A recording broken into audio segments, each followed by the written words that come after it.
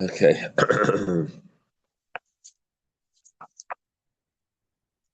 I didn't bring the tripod back from the CM last night, so I've been standing over here on a tissue box. Okay, we're holding on Daf Tes. I hear you loud and clear. Yeah, in Daf Tes Amid Aleph, right on the top. Second line from the top. The Gemara said, we thank Hashem that we're able to learn Torah every day. This is of our learning. We should have the Beis Hamikdash immediately. So, V'amar Rav Yehuda Marav. What happened is we had the statement before from Rav Yehuda Marav. We had a few statements actually. One was that a butcher needs to have 3 knives, one to cut the fat, one to cut the meat, one to do the shechita. The other one was he needs to have 2 buckets of water, one for the meat and one for the fat. Okay, now we say another statement. Talmud Chacham, tzarich sheyilmaid shleisha dvarim. Talmud Chacham has to learn 3 things. Ksav, he has to be able to write his name in Ksav Ashuris. He might have to sign a document.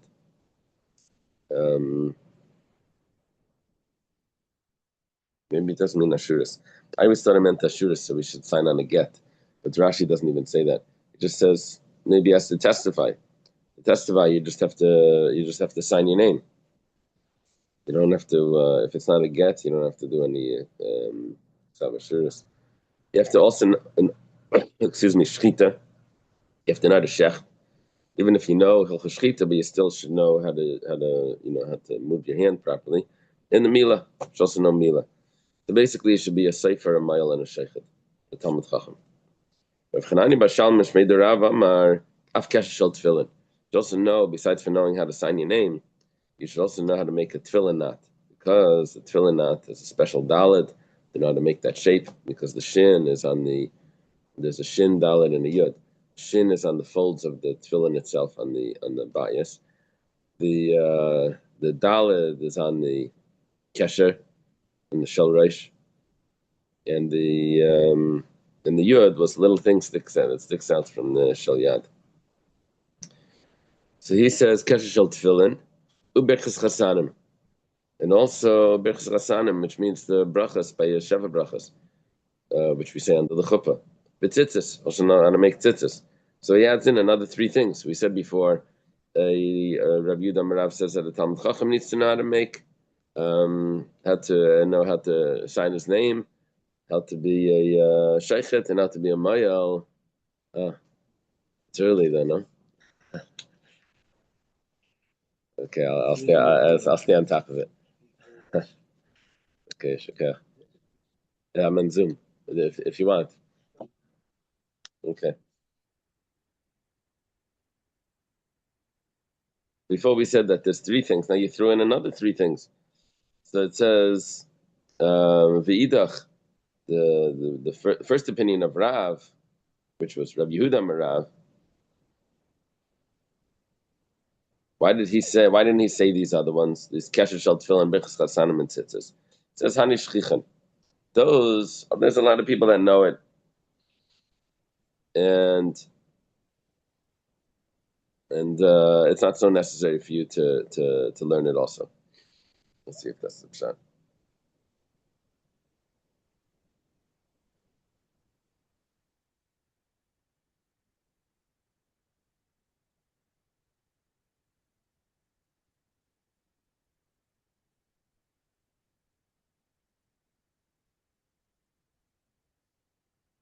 Okay, I have to point out over here something from Taisvus, very important.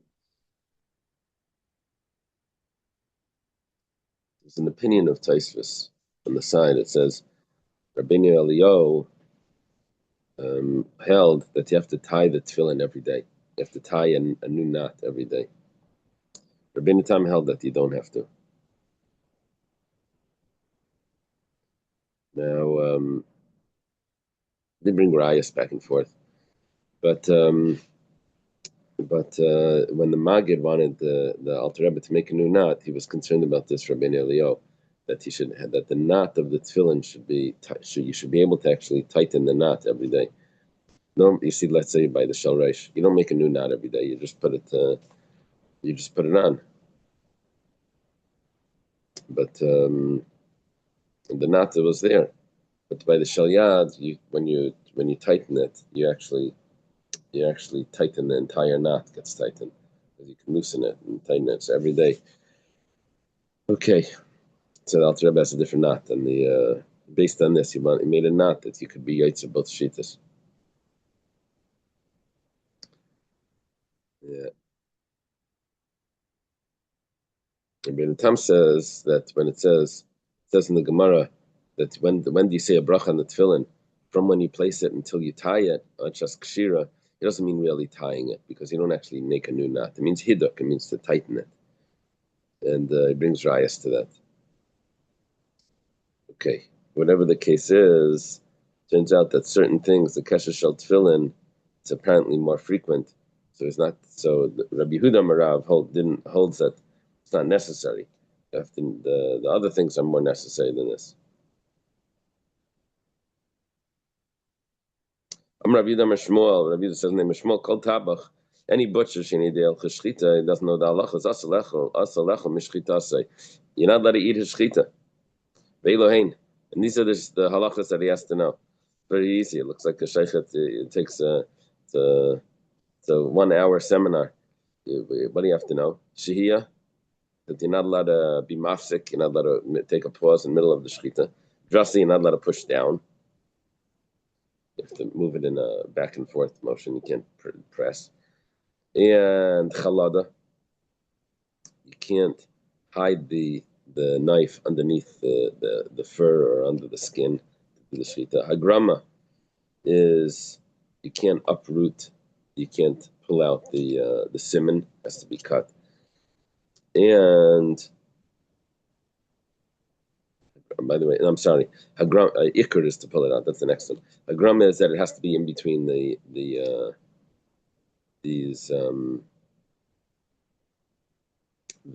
a certain area on the neck that you not too high and not too low. And then ikr, it has to be shechted. It can't be pulling out one of the pipes. Ma'ika mashmuel. What's the chiddush of Shmuel that the person has to know? This is Rav Yehuda Shmuel. Before we had Rav Yehuda Marav. What's the chiddush of Shmuel that says that a person has to know Hilchos Shchita? It says Kulatanina. We learned this already. We have a Mishnah. Someone that doesn't know Hilchos Shchita shouldn't shech. Shmuel's an Amayra.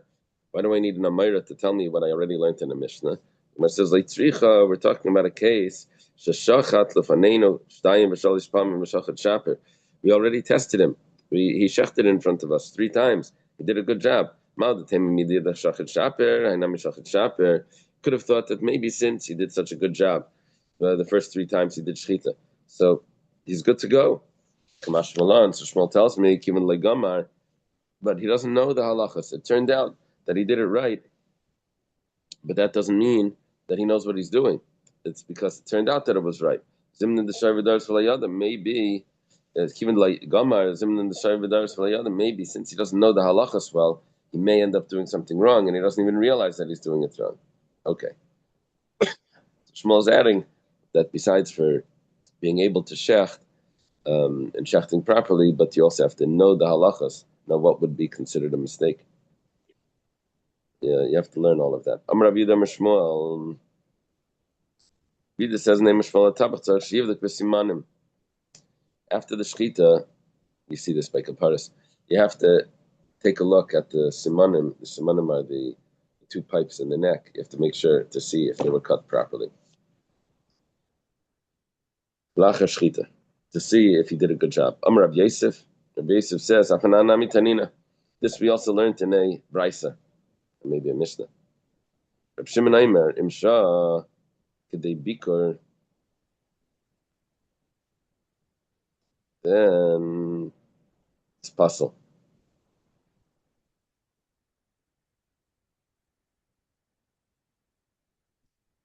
It's puzzle. So it says if you waited the amount of time to check, then it's puzzle. So we asked, what does it mean, puzzle? My love, what does it mean the amount of time? Kedei bikar. Bikar means to examine. Kedei bikar smanim. Obviously, since you have to check to see if you did a good job, so what could happen is like this: someone's in the middle of shechting, and he thinks he's done, so he takes a look at the simanim to see if he did a good job, and then he realizes he didn't, so he wants to go back and finish shechting. So, but we see from this that a person has to check. So you see clearly. So this is going to be a support for Shmuel. See, it's interesting because before we said, "My kamashmalan tanina." Now over here we're saying Tzaraya afananami tanina. It's interesting because before we learned clearly that the person has to know Hilcha Shchita. So what's Shmuel telling me? Over here, it doesn't say clearly that you have to check the simanim. Just we have a support that you check the simanim because the Gemara says that if someone paused the amount to check the simanim, which means we're assuming that that's something that he's supposed to be doing. So that would be a support for Shmuel that says you have to check. Very nice. Amalei Abaya. Abaya said, who started this? This was Rabbi Yosef. Rabbi Yosef says, Afananami Tanina, that we have a support. Abaya says, it's not a good support. Loi, that's not what Reb Shimon meant when he says that if you stop the amount of time to check. What is it? What does Reb Shimon mean? Hachi Amar Rabbi Yochanan. Rabbi Yochanan explained it, Kedei Bikar Chacham. Not to check the simanim, but there's a halacha that a sheichet has to have his knife checked by the chacham. And it has to do with the kavod of the Rav. It's supposed to go to the Rav. Sheichet's supposed to go to the Rav and let him check his knife. Is that Rashi over here? Mipnei kavod hachacham, Rashi says. Even if the sheichet is a big baki, you have to go to the Rav. Yeah, in the yeshiva, the sheichet would show up for what's it called, kaparas. They would always go to Rabbi Korf to have him check his knife. Rabbi Korf was a sheikh also, so, but for both reasons, Rabbi Korf was very makbid, and the other reason is just for kavod. He's supposed to go to the Rav to check. So it's going to the Chacham to check. So what the Gemara says, okay, so what's happening over here? If someone is in the middle of shchita and then he runs to check his knife by the Chacham and he comes back to finish it, so it says that it's possible. Does him kain the sata the rechel shiurim? But where's the Chacham? The Chacham is in his office. Maybe he's standing right next to you. And if you're going to give me a shear, you have to give me a shear that's defined exactly how long the shear is of shehiyah. You're not allowed to make a pause in the middle of the shechita.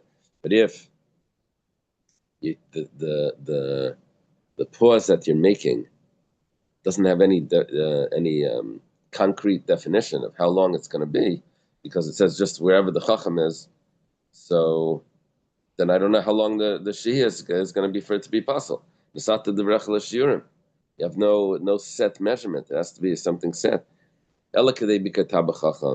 Means we're talking about the tabach, that's a chacham.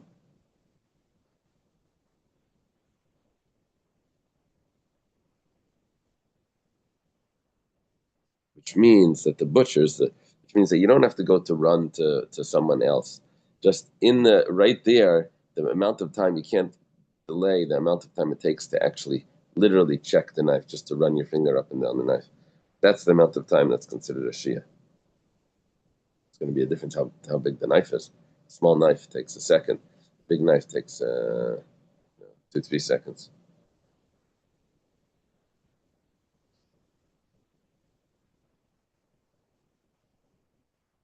Tesis mentions that. Tesis mentions katana. It says, nevertheless, that's the way we do it. The knife, the Tesis says that the size of the knife is supposed to be the size of the neck of the animal plus one more neck of the animal. Be able to go back and forth. Okay. Loi badak. We asked, and Rabbi Yehuda Mishmal says that you have to check the simanim. Going back to the original. To check, you have to open the neck and see if you checked it properly. Let's say Loi badak. Let's say you didn't check. What's going to be the din? So Rabbi Lezer ben Antignus, Mishum Rabbi Lezer ben Rabbi Yanai. Rabbi Lezer ben Antignus, in the name of Rabbi Lezer ben Rabbi Yanai, Amar, he says, Treifa v'asura b'achila. You have to consider the animal a treifa and you're not allowed to eat it. Okay. Masnisatana, however, there's a brisa that's taught.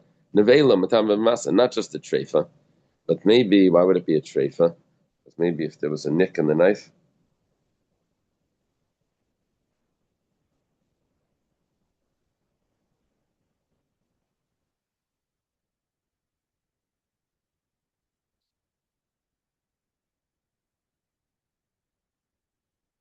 How do we imagine that it's a treifa?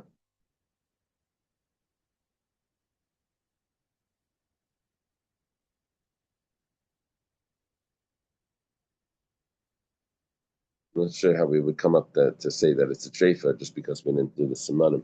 Oh, maybe a shechita that's puzzle. There's two possibilities with the carcass. A dead animal that wasn't shechted. One is that it could be a nevela. The other one is it could be a treifa. If it's a treifa, you're just not allowed to eat it. If it's a nevela, it also gives off tumah. So here he didn't check the simanim.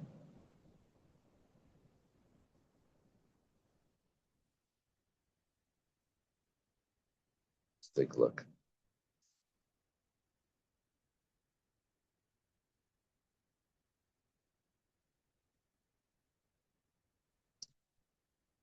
I'm not sure. Maybe it means that if there's a nick in the knife, it becomes a treifa and not a nevela. But the nick we're not checking the knife, we're checking the simanim to see if we shachted properly. But let's see. There's b'maikim efagi. What's the machlaikas between Rabbi Elazar Rabbi Yanai and the Brisa? It says b'd Rav Huna. The machlaikas is regarding something that Rav Huna said. Damar behema b'chaya b'cheskas iser. They made this. While an animal is alive, you're not allowed to eat it. Why? Because it's Eiver min achai. So it has a status, an assumed status that is prohibited to eat. How do you change the status of something? You have to know clearly that the status changed. How do you know clearly? Well, you have to see that it was shechted properly. If you have a suffix, if it was shechted properly, then so you don't know that the status changed, then you have to put it on its old status. The old status is that you're not allowed to eat it. So, nishchata, but after it is shechted, then you assume that it's kosher, unless you know that there's a problem. So everything has its chazaka, its assumed status. So now, Mar Savar, the first opinion held, the Brisa held,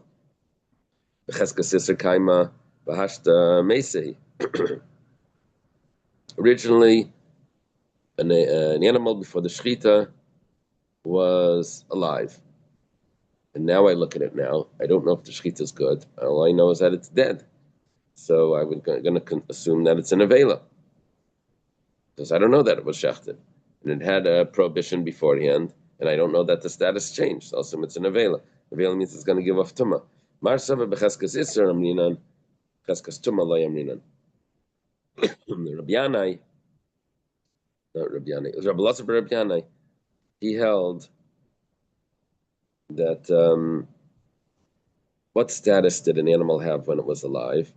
It had a status that you're not allowed to eat it. It didn't have a status that it was tamei. That's true. If it wasn't shechted, I don't have an assumption that it was shechted, then I would have to say that it was an avela.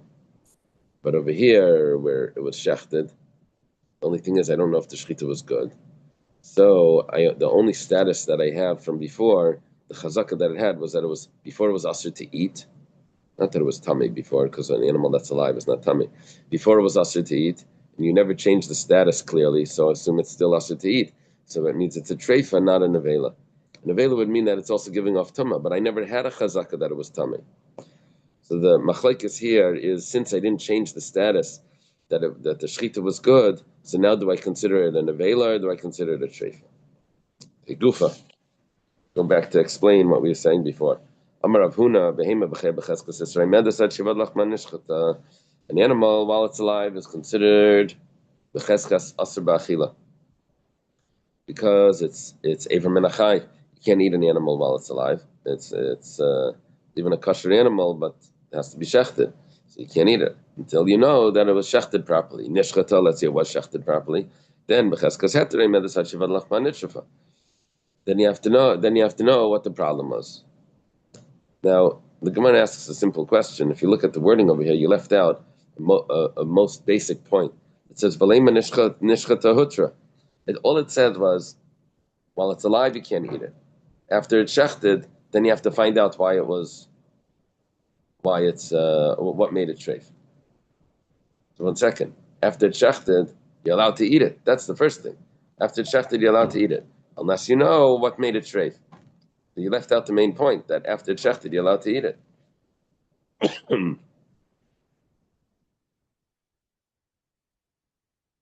So Hakamash Malan must be it's coming to teach us Dafagav this Yalid Bareyasa that even though we know that there's something wrong, but we still assume that it's still kosher.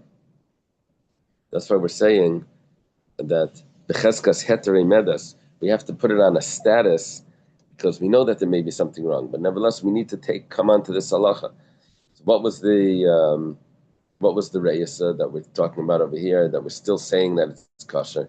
Like Rababa asked Rav Huna, says, let's say someone shechted, and then the pelicans, they hang around by the fish, by the duck. Anyway, this wolf comes around and grabs the intestines of an animal right after it was shechted, and runs away.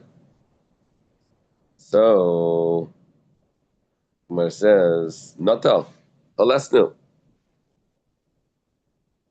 We assume that it's kosher. What's the shaila? Ella nakav b'bnei me'ayim. Rather, it made a hole in the b'nei me'ayim. Not that it took it. It made teeth marks in it. So it says nakav hakachzinu danakvinu. What's the problem? We know that it made a hole in it now. It's not treif. It was already shechted. So Ella natlan v'echzirin kshein nekuvimahu.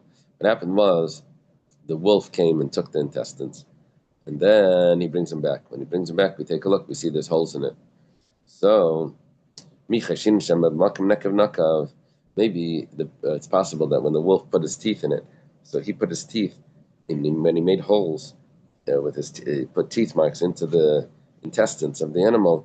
Maybe there was already a hole there beforehand, and now he put his teeth. Right now we can't tell if maybe he put his teeth in the exact mark where there was, in the exact spot where there was already a hole before. We can't check it. See, normally you check the way you check this. You see if there's any holes.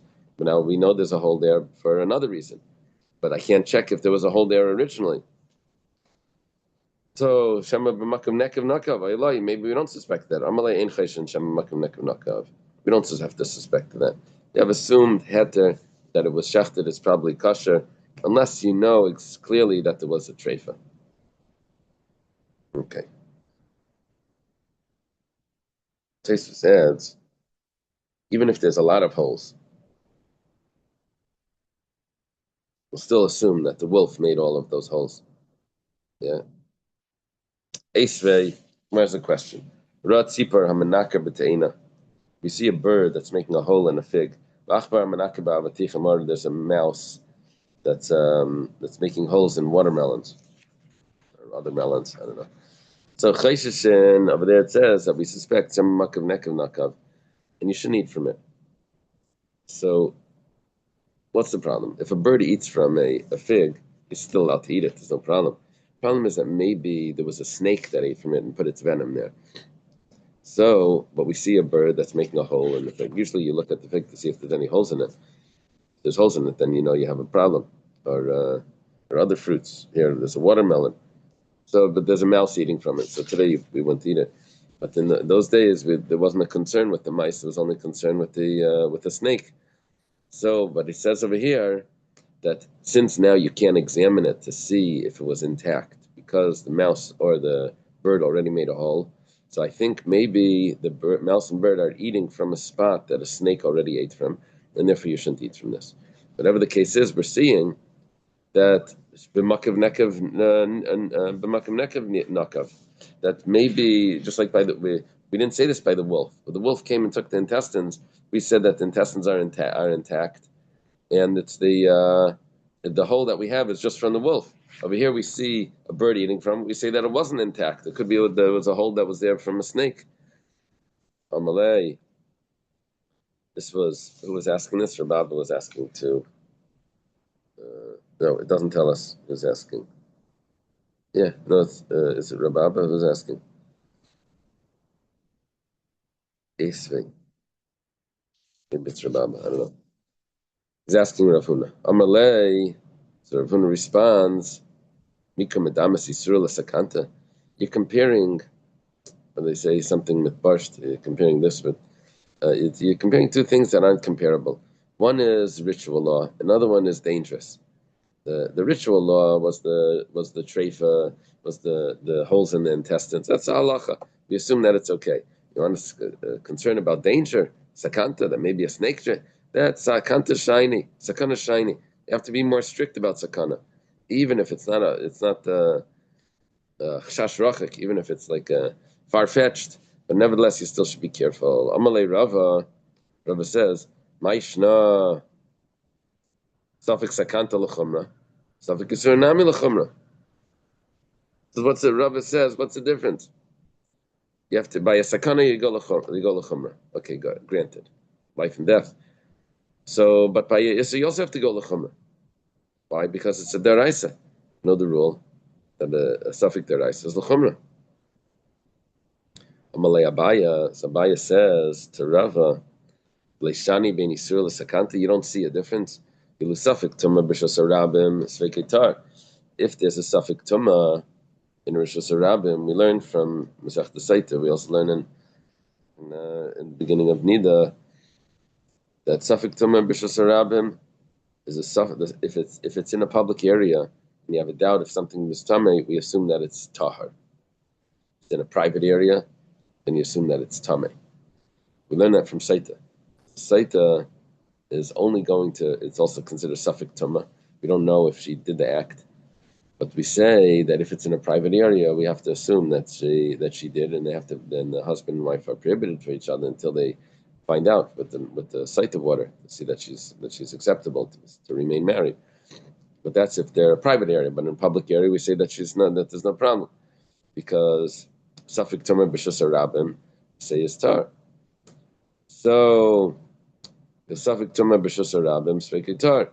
Suffix mayim megulim. But if there's water that you're not sure if it was left overnight, even in Rosh Hashanah, we say it's asurim. We see that a suffix of sakana is more strict than a suffix isur. Amalei, Rabbi responds, that's not a good comparison because hasam hilchas gemir lamisaita over there. That's halach l'meshimisina that I learned from Saita. That ma Saita b'shus yachid, af suffix tum b'shus yachid, af tum b'shus yachid. That just like the Saita is only Tamei b'shus yachid, also Tum is only Tamei. The Safik Tum is only going to be Tamei b'shus yachid. But in Rosh Hashanah, we have either Gzer Sakasa, or we have Allah Lamishim Sinai, that it's going to be tar. It's not because that we're going to be lenient. It's a special din. It's a special Allah Lamishim Sinai that in that case, but otherwise we would say that it's the same thing. The Rav still has a question. Why aren't we being strict to assume that maybe b'makav nekev nikev, that in the place where the hole was, that's where the wolf put his teeth, just like we assume that by the mouse that's eating from the watermelon. We assume that maybe there was a snake that already bit from it first. Must have Rav Simi has a question. Sheretz b'fi chulda. Let's say there's a sheretz. A sheretz is one of the creeping creatures that when they're dead, they give off tumah. And there's a sheretz in the mouth of a weasel. Usually you'd see something like this in a cat. You'd see like a mouse in the cat's mouth. You catch it, you better shriek. Anyway, here there's a sheretz in the mouth of a weasel. Okay. And this weasel is taking its walk over loaves of truma. Big problem over here, because if that sheretz touches this truma, the bread, loaves of truma, then the truma is going to be tummy. Truma's tummy, you can't eat it. There's nothing you can do with it. It's not like you can give it to a Yisrael or a Zar. You can't eat it. There's nothing you can do. Kayin can't eat it, and no one can eat it. However, Safik naga, Safik lay naga. We don't know if the sheretz actually touched the truma because the chulda, the weasel, was holding it in its mouth. So we say sveike tar. We say that it's tar even in Rosh Hashanah. Now, okay, that's very interesting. we said before that any suffix tumah shos yachid is tameh. We're going to learn in a minute whether there's a special reason for this. But over here we say that it's tar. V'ilu suffix mayim megulim. But let's say there was water that you're not sure if it was left open overnight, which that's a concern that maybe a snake drank from it. Over there we say asurim. See, look at what's going on. Sakanta is, when it comes to sakana, we're way more stricter when it comes to Isser. When it says hasamnami hilchas gemiri la misaita. That's also Allah l'mesh misina. We learn from Saita. What do we learn from Saita? Regarding that the truma is going to be tar. It says ma Saita davar sheish bidas lishal afachanami davar sheish bidas lishal. The rule is like this: that when did we say that a suffix tameh b'shas yachid is tameh? That's only when we're dealing with a person, or here that a human being is categorized as someone that if you would ask them the question, they would be able to answer. They would have the intelligence to answer. If we ask the woman, "Did you commit this act?" No, she may not tell us, but she has the awareness that she should be able to tell us. She's capable of telling us. However, when we're dealing with the weasel, you can't call the weasel over for an interrogation and say, "Did you touch? Did you touch the sherets to the truma?" You can't ask. So we learn from this that it's only something. When do we say that a suffix b'shus yachid is tamei? That's only something that's davar sheish b'das lishal. That's only if we're dealing with a human. But if we're dealing with animals that we can't ask them, then we say that it's tar. So again, you have no raya over here that the sakana is more strict. This is a special halach l'mesh misinai that we're going to be lenient if it's ein beidas lishal, if it's something you can't ask, like an animal holding a weasel. Amar Rav Ashi Tashima. Rav Ashi says, "Come and listen. Sleichas. If you have a jug, this jug is holding water. The water is going to be used for the para aduma. Shenicha megula. You left it open. Uba umatza mechusa. You find that it's now closed. It had to be human intervention there. We say tmeya. Say that it's now tameh.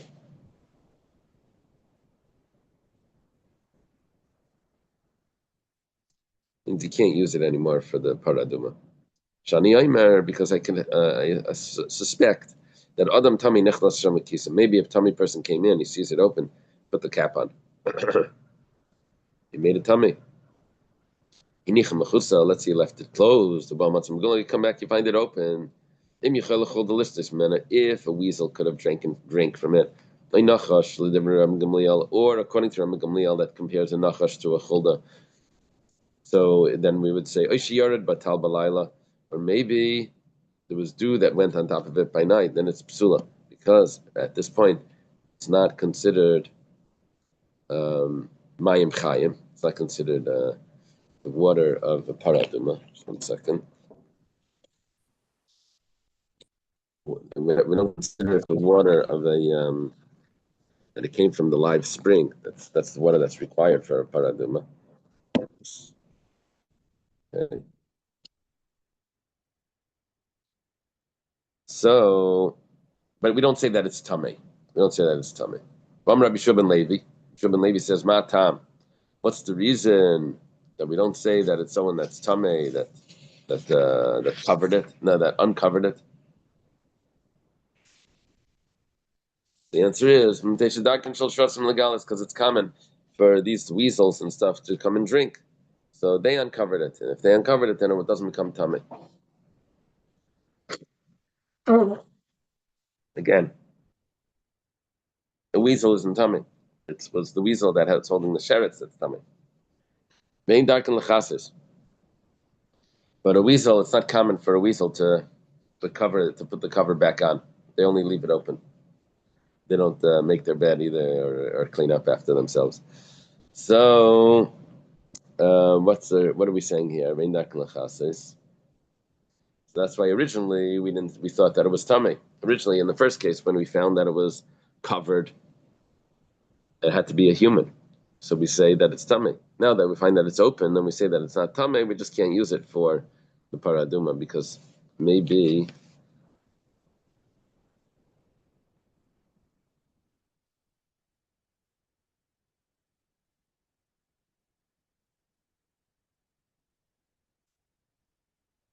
they dropped a little bit of liquid into it when they were drinking.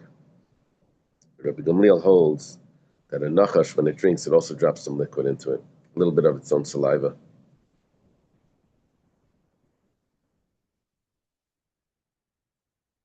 Okay, so you can't use it for the paraduma. Inami, there's a parenthesis here.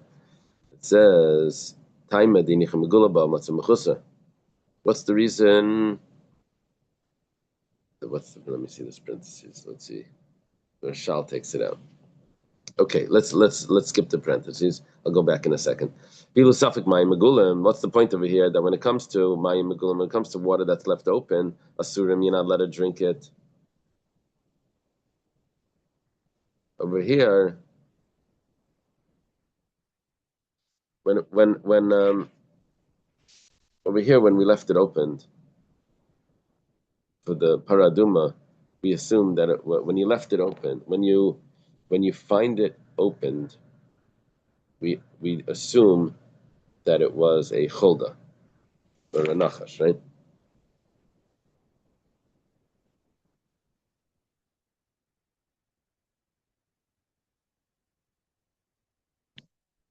Not according to Rabbi Gamliel. Let's ignore Rabbi Gamliel. So we assume that it was a chulda. Now, if a chulda drank from it, that would not be a problem for when it comes to human consumption. It's only a problem if a nachash drank from it.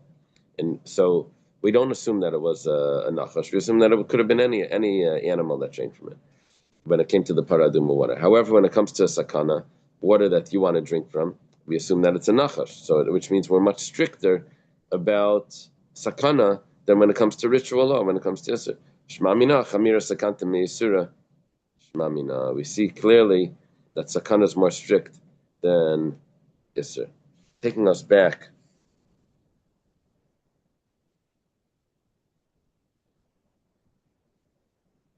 So how we got into this is because we said that by the weasel that was by the mouse that was eating from the watermelon, or the bird that was eating from the fig, we asked it over there. We say that we're stricter. That maybe there was a snake that ate from it first, that made the first hole, and now the bird is coming to eat out of the hole that was already made by the snake, so the venom is there. But we didn't say that when we said when the wolf took the intestines, to say that there was already a hole before the wolf's teeth went into it. So the answer to that is chamir sakant misura. When it comes to danger, we're stricter.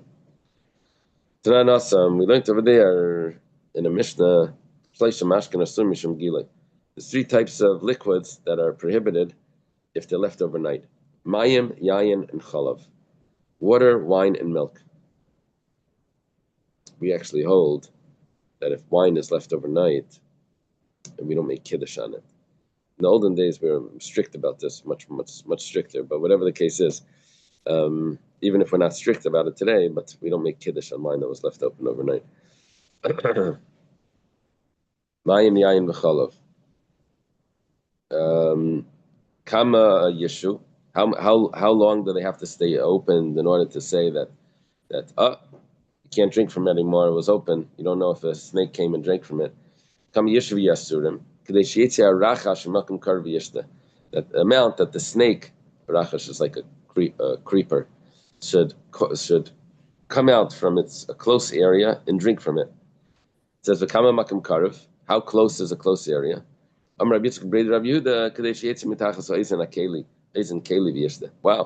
mamish, like this, come right out like a second. You leave it open a night for a second, and it could be the snake came out and drank from it. Gemara says, and the Gemara says, the amount of time for it to drink, you're still going to see it sitting on the lip of the keli. You're going to see the snake there, so then you're going to know that there was a snake there. No, the amount of time that it takes for it to drink and then go back into its hole and you don't see it, then so you have to double the time. That amount of time, which is a few seconds, that's the amount of time where you have to be careful not to drink from that. Okay. We go a little further. Itmar, we have a statement. Statement of Amirayim. Ashechet besakin menimtzas peguma. Someone does a shchita, and after the shchita, he takes a look at the knife. He sees there's a problem with the knife. Now, before he did the shchita, everything was fine. Now, after the shchita, he takes a look. There's a problem with the knife.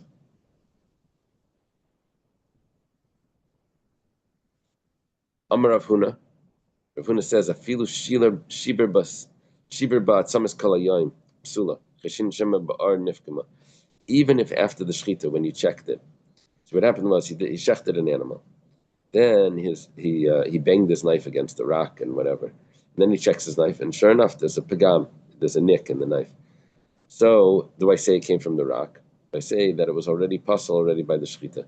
So Rav Huna says that even if you were banging bones the whole day, we say that maybe it was puzzled even before you banged the bone. Shema ba'ar nifkama, and therefore the shechita is puzzled.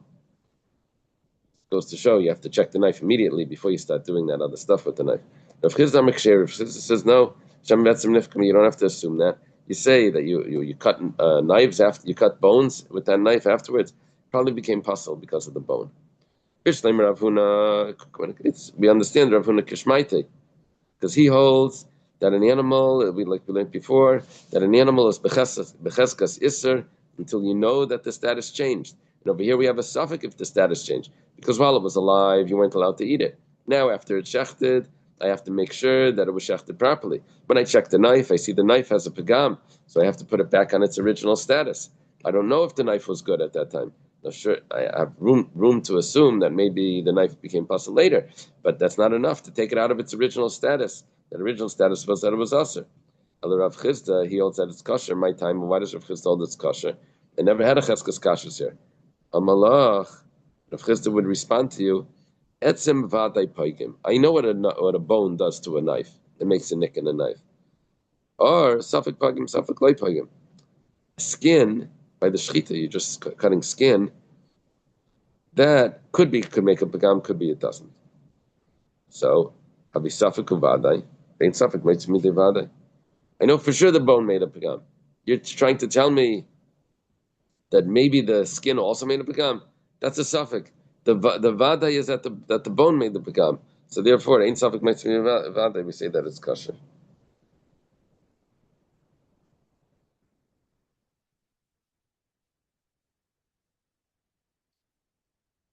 Someone told me he was his family went to China. He lived in Germany by the war, and they ran away. They ran to China. People weren't sure, should they run away, should they not run away. It wasn't so clear. So he said after Kristallnacht, and the police were not protecting the Yidden, they were joining in all of this. His father says, "Ein safek meitzim midei." Over here we know that it's no good. We don't know what's going to be anywhere else, but that's a suffix. Over here it's a vadai. And so he got out of there, he saved his life. Okay. Masav Rava has a question on Rav Chisda, l'siyu el Rav Huna, but it's a support to Rav Huna. Yeah, that's going to work over here. A question on. Actually, let's leave it over here. Let's stop at Masav Rava. It's about halfway down the page on Yudam and Aleph. Okay. Have a great day, everyone, and Mazel Tov again to Moshe and to Dr. Stein, finishing Shas. Okay.